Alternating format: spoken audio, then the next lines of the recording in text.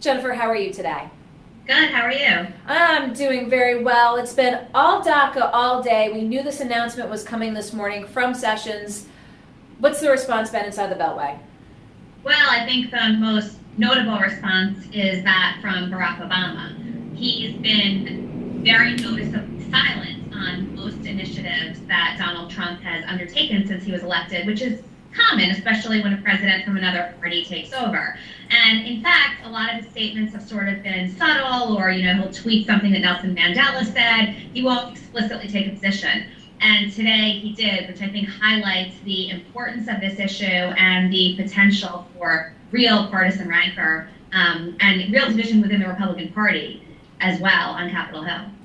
So is this what we had expected? Was this sort of the language we had heard from the president? Was, rescinding DACA and kind of putting it in Congress's court, so to speak? Is this along sort of the playbook that we expected from the Trump administration? It's not, for a couple of reasons. We know that the Trump administration felt very strongly about immigration reform. We knew that they were going to be pretty harsh in terms of new requirements or potentially deporting people that were not here legally. But throughout the campaign, Donald Trump said on several occasions, often in public forums, that Dreamers should not worry, that he has a heart, that he's not going to do something that wouldn't take care of them. And I don't think this is what anybody thought taking care of them meant. And in fact, the inside circles say, today there was a New York Times article suggesting that even people within his administration were unsure as late as an hour before the announcement was made that he was really fully comprehending what rescinding DACA meant. So I think this goes a little bit beyond what anybody was expecting. And turning it over to a Congress that's completely inept and unable to pass meaningful reform is basically just, punting. But at the end of the day, it's his decision, and it has the potential to be devastating. So let's talk about the punt to Congress. As you talked about a potential division within the GOP, what do we expect it from it now going to Capitol Hill? Well, look, meaningful immigration reform has been something that Congress has been unable to pass. 2006 was the last time that we saw any real attempt. And that was, in a lot of ways, a completely different era. It was Ted Kennedy and John McCain trying to come together in a way that it's hard to imagine any two senators coming together from opposite sides of the aisle. And you had President Bush, who was in favor of meaningful immigration reform.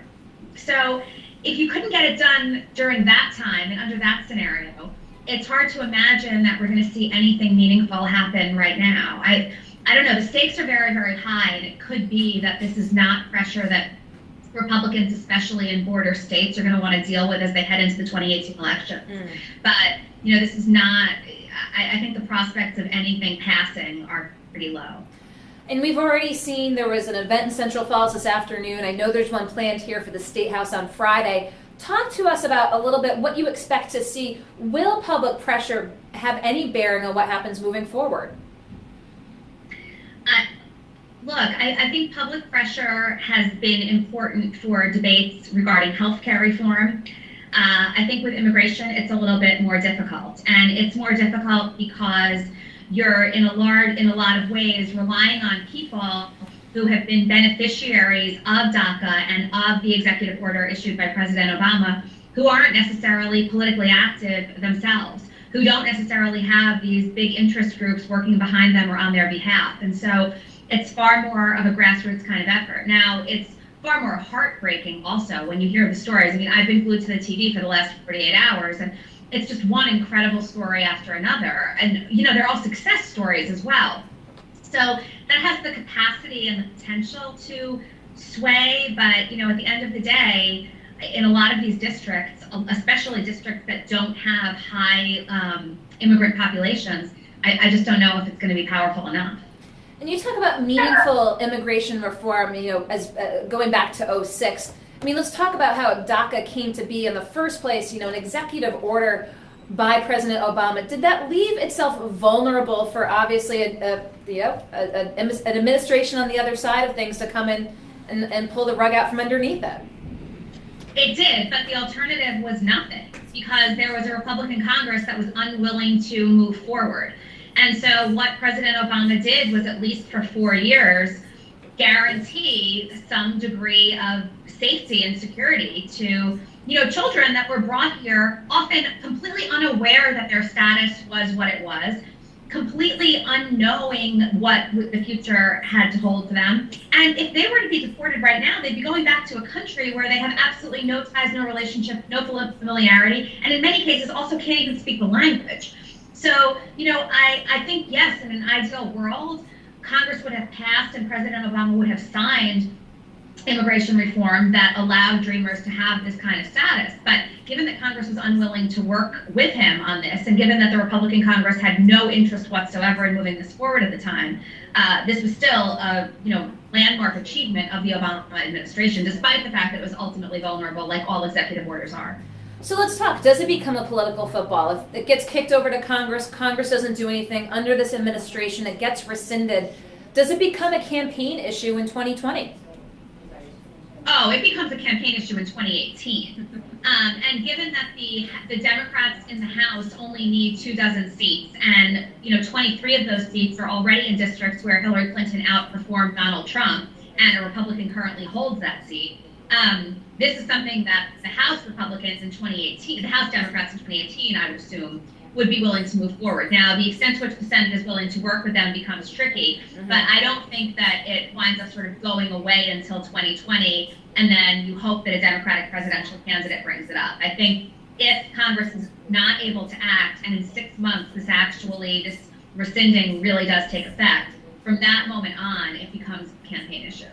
Is that what you expect moving forward? As you said, don't really, you have not high hopes for Congress actually taking it up. Do you foresee that being what takes place moving forward, that Congress does not in fact act and then it just becomes a de facto campaign issue? Yeah, I think they'll debate and they'll discuss. It's a little bit different than some of these other issues because you do have people like Paul Ryan saying, look, I don't think he should have done this, right? Now, whether Paul Ryan can wrangle the sufficient number of troops and whether Paul Ryan is willing to have majority Democrats and some Republicans help him push forward immigration reform is also a question. To what extent does he actually want to be seen as bipartisan in an environment where the Republicans do have unified control? A lot of that is going to be up to him, but I have very low expectations for this Congress. Do we expect, we always talk about sort of where the press cycle is and the news cycle is, what do you foresee as you said, waiting to see if anything happens? Does it continue to dominate the news cycle for the next few days, or in the absence of sort of any movement, does it just, do we move on to something else? I think we'll hear about it for a couple of days, especially now that Barack Obama has made his statement, because that now can be framed as the former president coming back into the fray. But because there's this 6-month timetable, I think for a while it will probably go away. Now, it's not going away in any of the minds of the people that are affected by it. I can tell you on a college campus, we've already received a memo talking about what kind of information the university is willing to give about its students and the extent to which they'll be protected. And I'm sure that that's happening across the country. So for the people that are directly involved, it's not going to go away. But in terms of media coverage, my hunch is that Kim Jong-un is going to do something else, and we're going to try to get tax reform, and Hurricane Irma or Tropical Storm Irma is going to make her way in. And, it's just, it's always something. I don't remember a 7 or 8 months like this, in recent history. I don't think anyone can remember a 7 or 8 months like this. Here we are recovering from Houston, kind of seeing the recovery efforts there. What's the talk inside the Beltway? What's the price tag? How are they going to be able to rebuild? My sense is that it doesn't matter what the price tag is, and it doesn't matter what the price tag is in Florida either, regarding what's going to happen this coming week and weekend. The Trump administration has already pledged, the utmost levels of support. And that's the right thing to do. And it seems like the federal government is coordinating with the state and local governments as well, and that's the right thing to do. But it also means that tax reform, which was already on the back burner because there was no money from Obamacare savings to bring it about, is now even more precarious because there's literally no way that, people can expect a tax cut and also billions of additional dollars being invested in rebuilding at least 2 states. And speaking of the economics of things, you did just reference Kim Jong-un, the recent missile firing over in North Korea. The talk of increased economic sanctions, we've been hearing from Nikki Haley at the UN talking about fuel sanctions, obviously bringing China in. Do these things work with Kim Jong-un? Well, we don't know, because this is now the first time that we're basically stipulating that North Korea is a nuclear power. And this is the first time that we've actually conferred status on North Korea and Kim Jong-un that he had been trying so hard to achieve, that his father and grandfather had been trying to achieve as well. Now, does sort of entry into that club mean that he's a rational actor who's going to respond the way that a normal person would respond to increased economic sanctions? Is anybody's question, because is anybody's guess, because there are a lot of suggestions that he's not. But I think everybody, or almost everybody, would agree that that's a better strategy to pursue, at least in the short run, than a military option, which would be devastating and catastrophic. And in the event of a military action, under this current administration especially, is there an expectation that, again, it will go through the proper channels and Congress will be called in to make a decision?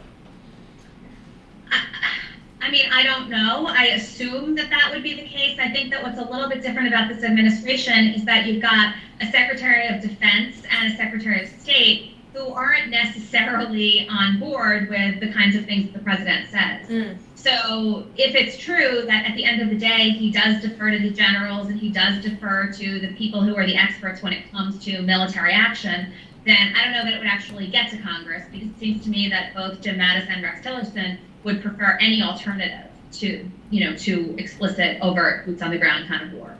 Well, we'll see moving forward, as we've talked about North Korea for the last several months now. It's always something seems to happen. The U.S. seems to react, but again, as always, it seems to heat up, ratchet up, and all eyes are on the Korean Peninsula. So between DACA, between Houston, between North Korea, and then, as you said, projections very, very slim for tax reform. What else are we keeping an eye on down there, Jennifer? Well, one other point I just want to make about North Korea is that what we're hearing from Kim Jong-un isn't that different than what we've heard for the last 8 or 9 or 10 years, and it's not that different from what we heard from Kim Jong-il or his father. The difference now is that Donald Trump is engaging them in a way that previous presidents were unwilling to do. And so, that's why it's also difficult to gauge how seriously we should be taking what Kim Jong-un is saying. He's always said these things, it's just that we've ignored him.